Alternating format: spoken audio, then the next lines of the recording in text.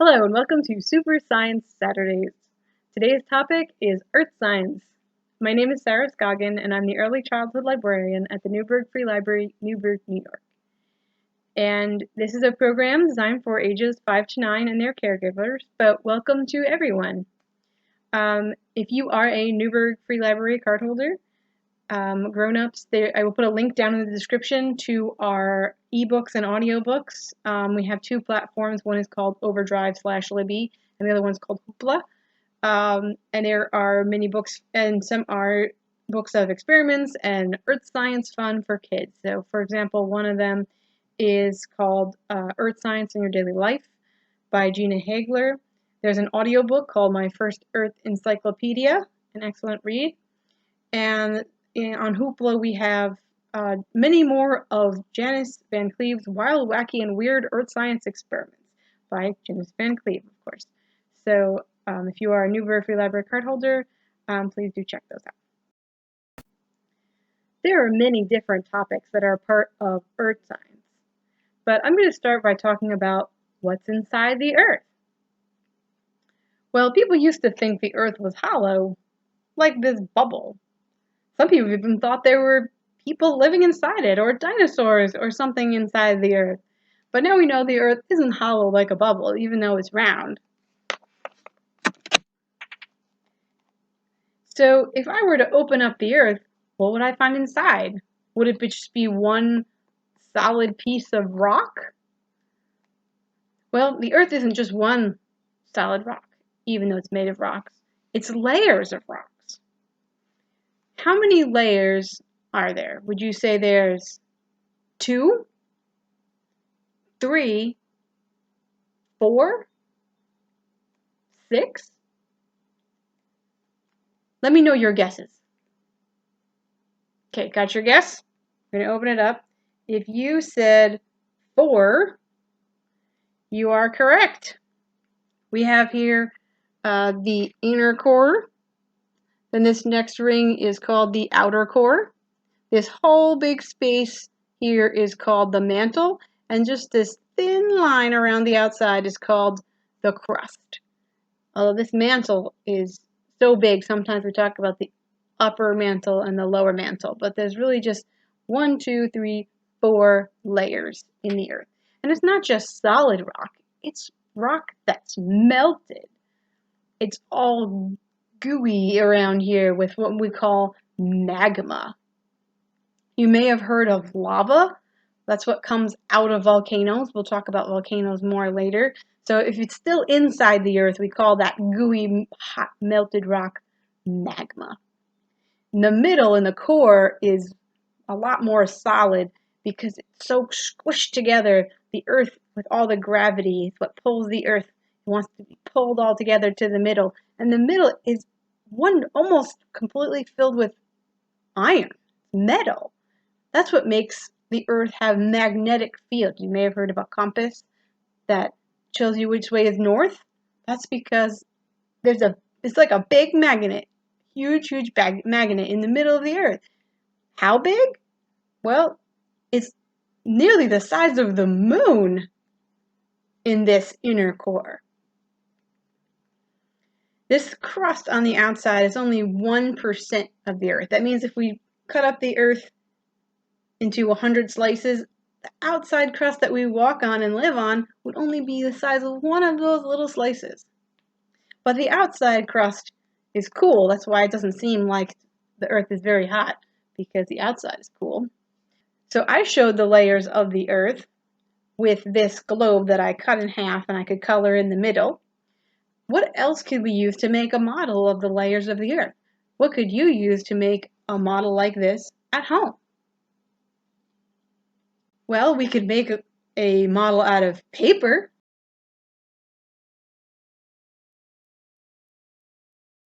We can make it out of clay.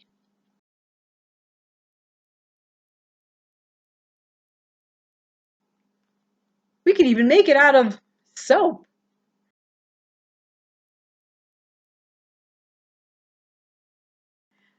So grown-ups, I will put links down in the description to ways you can make some really fun Earth models out of things you might have in your house. So I said that the inside of the Earth is really hot. But how hot is hot? 100 degrees? No, it must be more than that. 500 degrees? Actually, the inner core, the middle part of the Earth, is between 4,900 and 8,540 degrees Fahrenheit. That is really, really hot. Why is it so hot, though?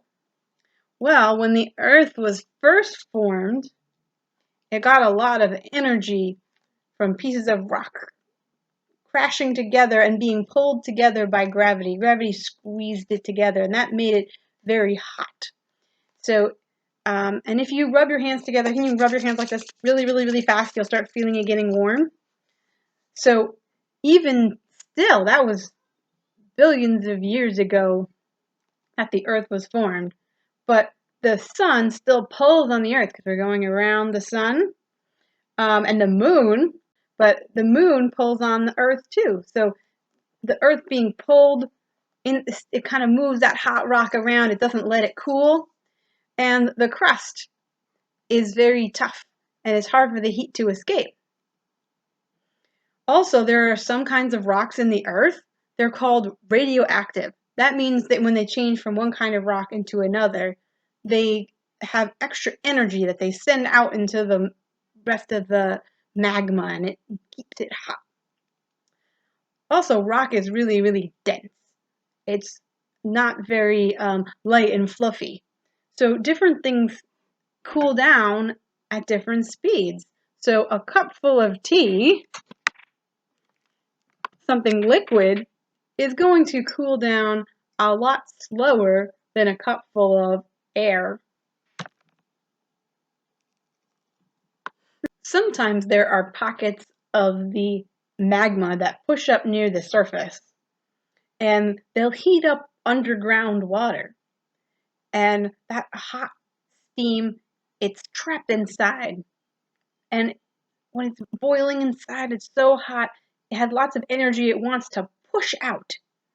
So sometimes it will heat up the water underground, and that water will push out really quickly and make a giant water spout called a geyser.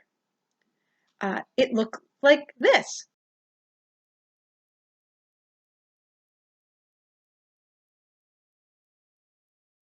That's a geyser from Stroker, Iceland.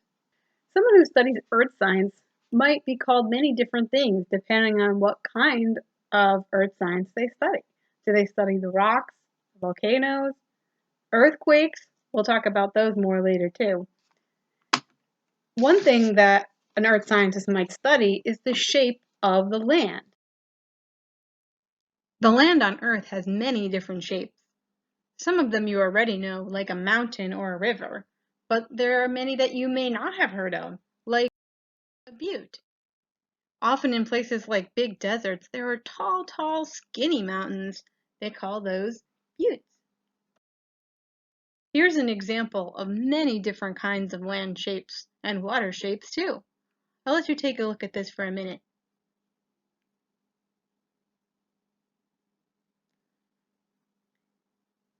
Do you see where the river flows into the ocean? They call that the river mouth. If it goes from one river to lots of little rivers before it goes into the ocean, they call that a delta. Here's another picture that shows different landforms. I see a rainforest and a waterfall. Down at the bottom, there's something that looks like a backward sea made out of rocks. That backward sea is called an atoll, and the water in the middle is called a lagoon. Earth scientists study these landforms and many, many other things. One thing you can do to do an experiment with landforms in your house is to see if you can find a piece of blue paper. White will work if you don't have blue, but see if you can find some blue. Then take a piece of bread and see if you can nibble it into the shape of a coastline.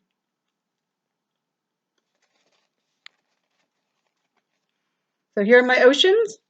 And here, look, this is called a peninsula, where the land is sticking out into the water. And then here's a tiny little bay. So you could eat the bread into different shapes. I found this idea at a site called McGuffeyMontessori.com. I will put a link down in the description. Here's some of the landforms that students at that school came up with.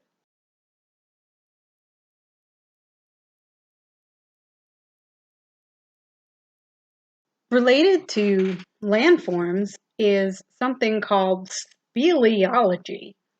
That's a really big word. That means the study of caves. There are many famous caves. There are all different kinds of caves even. The kind that we're usually talking about when you think about a cave is called a solution cave, which means that if this is the ground, water will seep into the ground and wear away the softer kinds of rock. Some rock is harder than others, and it will make a big hole. Here's a little speleology you can do right from your living room. Make a blanket fort by putting a blanket over a big chair or a table. Then go inside and try to imagine what it would be like inside a real cave. What would you see there? Would you see animals? Would you see insects? Would it be, how dark would it be? Then you can go to the website called goodearthsgraphics.com, virtual caves. And I will put that link down in the description as well, grown-ups. And then you can see actual pictures of what it would look like in a cave. And you can see if your imagination matches what scientists have found in caves. Even though the crust of the earth is hard and cool and thicker than we can dig through, it's still not one giant piece with no cracks in it at all. It's really more like a giant puzzle. So there are places where the different puzzle pieces come together. Each one of these big puzzle pieces is called a tectonic plate. There are 7 of the plates that are really big, plus some small ones. Here's a map of what they look like.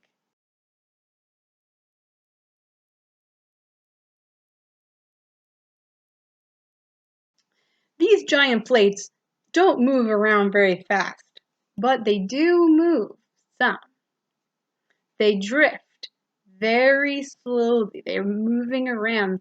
Remember we said there was that melted rock underneath the crust? So they're kind of floating on that huge, thick layer that goes all the way to the outer core. They're floating on top of that magma, so they can move around some. There's a plate that goes through California, one of these edges where the plates come together.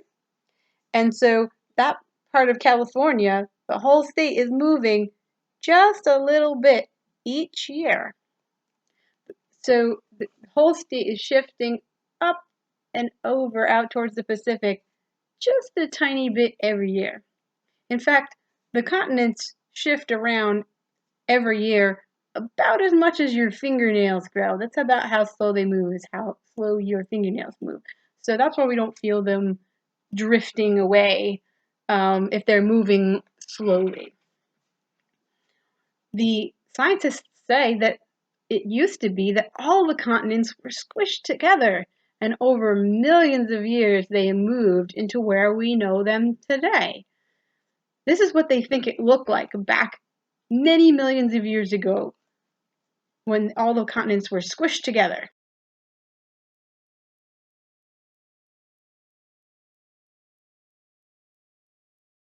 That giant continent with all the land on Earth was called Pangaea. Well, we call it Pangaea now, but there were no humans alive on Earth back then to call it anything. There were dinosaurs, though. Let's imagine these 2 books are tectonic plates, and they're drifting towards each other. If 2 plates hit each other and they're pretty much the same size, sometimes they bend together like this and make a valley. Sometimes when they hit together like this, they both bend up and make a mountain. Sometimes, if one of the plates is bigger than the other, heavier, when the two plates come together, the heavier one will slide underneath the lighter one. Usually the plates that have the land on Earth are thicker and heavier than the plates that have ocean on top of them. So sometimes where the ocean meets the land, one of the plates will go underneath the other. Rocks can move and bend together in lots of places. Let's imagine these two towels are big plates of rock. Sometimes when they come together, they even are pushed so much that they kind of fold around and make interesting lines and swirls. Sometimes stone will build one layer on top of another. So this stone might be formed, and then more stone might form on top, and then you get stripes. Here's an example of a cliff that's striped.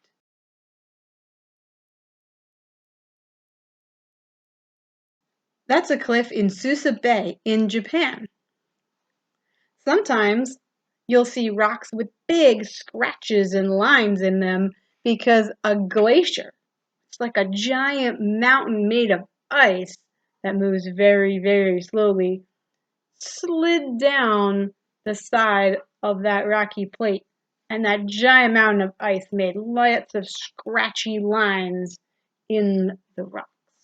Now, usually those plates, like I said, they only move a little bit. They only drift and go under each other very slowly. Like, that's what's happening with the Rocky Mountains. That's why we have the Rocky Mountains in the United States. Two plates came together and one couldn't win, so they both pushed and they went up like this and made mountains. And those mountains are still moving and changing, just very slowly. Tectonic plates and other big plates of rocks can move quickly, though. We don't like it when that happens, though, because that's an earthquake. An earthquake is just what it sounds like. The earth is quaking and shaking. Let's imagine I have two big plates here. Sometimes the plates are going to crash quickly this way and make the earth shake. Sometimes they're going to pull apart this way and make the earth shake. And sometimes they're going to slide like that and make the earth shake. A scientist named Mr. Richter made up a scale to say, is an earthquake big or small? If it has a small number, it's a very tiny earthquake. If it has a number, it only goes from 0 to 10. And each one, it's 10 times bigger, 10 times worse than the next one smaller. So there's never been a 10. That's good because that would be a huge, huge earthquake. The biggest earthquake that we have records for was 9.5, 9.5, and that was in Chile in 1960. Now, thousands of earthquakes happen every year, but if we have an earthquake that's only number 1 on the Richter scale, you can't even feel it. If it's magnitude 2, a number 2 on the scale of how bad it is, a machine might be able to tell that there was an earthquake, but you probably wouldn't even notice it either. Even 3 might be so small that you couldn't feel it. But between 3 and 4, then you could feel it. It would just feel like a little shaking. One time, I was in an earthquake that was magnitude 3.5. I was in Illinois, and I woke up because I was sleeping, and I just thought everything just seemed to shiver for a minute like this, and then it stopped. It might make dishes rattle. Maybe if it was a number 4 on the scale, the dishes in the cupboard might rattle or a picture might fall off the wall. But things wouldn't really be too much of a disaster. It's only when it really starts getting 5 and 6 and 7 and 8 and 9. Those are really dangerous. If you're ever in an earthquake and you're inside, don't run outside. Try to go underneath a doorway or a big strong table or something to protect you in case something falls. I was saying before that one part of earth science is to study rocks. That's geology. And geologists study how one rock can turn into another kind of rock. And sometimes that happens in volcanoes. Volcanoes are places where the magma comes through cracks in the earth or pushes through a place that's very thin, and the pressure pushing, trying to get out with all that hot magma breaks and the lava comes out. Once it comes out of the earth, it's called lava. So when the rocks are melted together and all that heat and come out of the volcano, they're actually a different kind of rock. I have here a rock. It's very small, but it's what's called igneous rock. Igneous comes from a word that means fire because it came out of a volcano in Iceland. Where do we find volcanoes on Earth's surface? Let's have a little quiz. Where will you not find volcanoes in the following places?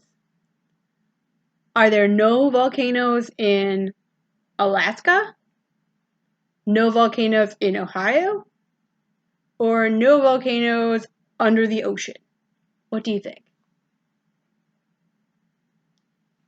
Actually, the answer is Ohio. There are volcanoes under the ocean. The magma that's coming up out of the earth isn't like fire, so the water doesn't put it out.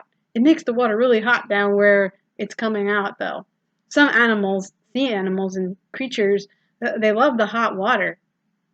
So they live close to what they call the geothermal vents under the ocean. And you do find volcanoes in cold places like Alaska. Volcanoes are usually found on those lines, like I said, between where two plates meet on the Earth. So there are a lot of volcanoes around that giant Pacific Ocean plate. They call it the Ring of Fire.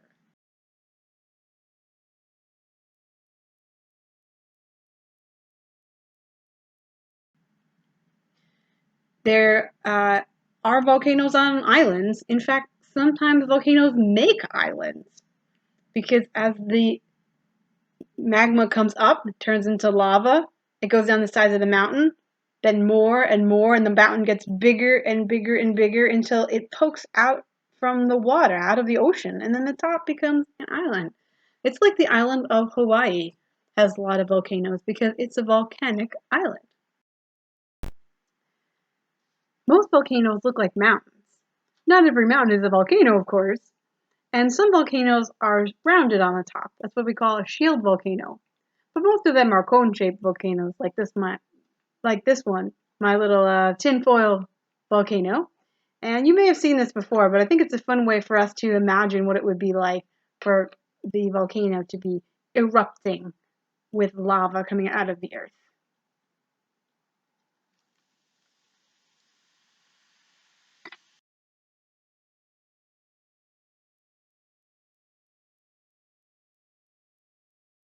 So that's all the earth science I have for you today. I hope you will take a look at some of the links that I have for more experiments, or you could watch a video about earth science that explains many different things from Brain Pop.